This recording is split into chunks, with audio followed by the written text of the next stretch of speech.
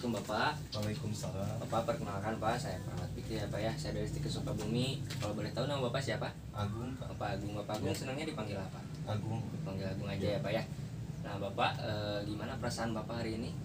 Kurang baik, Pak, karena saya selalu teringat kejadian-kejadian bencana kemarin, Pak. Masih keingat kejadian bencana kemarin ya Pak ya. Karena kebetulan juga saya kesini ya untuk melakukan terapi trauma healing Pak ya pada korban bencana juga. Nah, apakah Bapak bersedia? Baik, bersedia, Untuk Pak. waktunya sekitar 15 menit Bapak. Tempatnya mau di mana? Mau di sini atau di mana? Di sini aja. Di sini aja ya Pak ya. Baik, kalau gitu ya Pak ya. Kalau boleh tahu Bapak, sebelumnya bencana apa sih Bapak yang telah terjadi yang menimpa Bapak itu? Bencana gempa bumi. Bencana gempa bumi yang kemarin ya Pak ya. Nah Bapak salah satu korban juga. Nah untuk mengatasi trauma healingnya itu Bapak yang pertama yaitu diusahakan Pak ya minimalisir untuk tidak mendengar atau menonton berita-berita tentang bencana yang khususnya untuk gempa bumi yang Bapak rasakan itu ya Pak ya.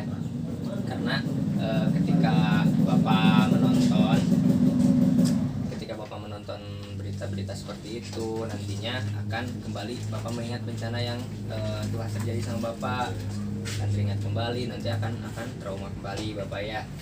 Nah selanjutnya Bapak kalau misalkan untuk mengatasi itu bisa mengutarakan atau mengutarakan isi hati Bapak, atau istilahnya curhat ya Pak ya, pada keluarga Bapak, pada teman Bapak, teman yang bisa dipercaya juga, nanti sama mereka dikasih motivasi. Biasanya kalau keluarga atau teman kan istilahnya orang yang dekat ya Pak ya sama Bapak, nanti Bapak bisa dikasih motivasi, dikasih kekuatan lah untuk menghadapi ini, dikasih bantuan juga nantinya ya Pak ya. Selanjutnya untuk selanjutnya ya Pak ya, bisa melakukan kegiatan-kegiatan yang produktif Bapak. Misalnya Bapak melakukan kegiatan membantu memasak, atau ketika misalnya ada bantuan datang dari pemerintah, dari itu Bapak bisa ikut membantu untuk kegiatan-kegiatan produktif seperti itu ya Pak ya. Dan selanjutnya Bapak juga harus bisa melakukan kegiatan yang emang Bapak senangi juga. Misalnya Bapak senangnya olahraga, Bapak silakan olahraga.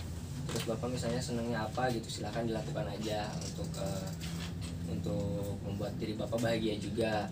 Dan yang terakhir Bapak ada berpikir positif. Nah berpikir positif, Bapak misalkan sekarang kena bencana, nah positifnya Bapak bisa berpikir positif, nanti ketika Bapak tahu sendirilah manusia ketika dapat ujian nanti akan ada balasannya dari Tuhan untuk misalkan kebahagiaan Bapaknya sendiri.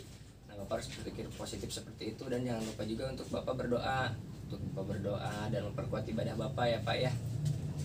Nah Bapak untuk terapi trauma healingnya sudah selesai. Sampai di situ Bapak ada yang mau ditanyakan dulu nggak? Tidak ada. Tidak ada. Cukup. Kalau begitu Bapak ingat nggak apa yang tadi sampaikan?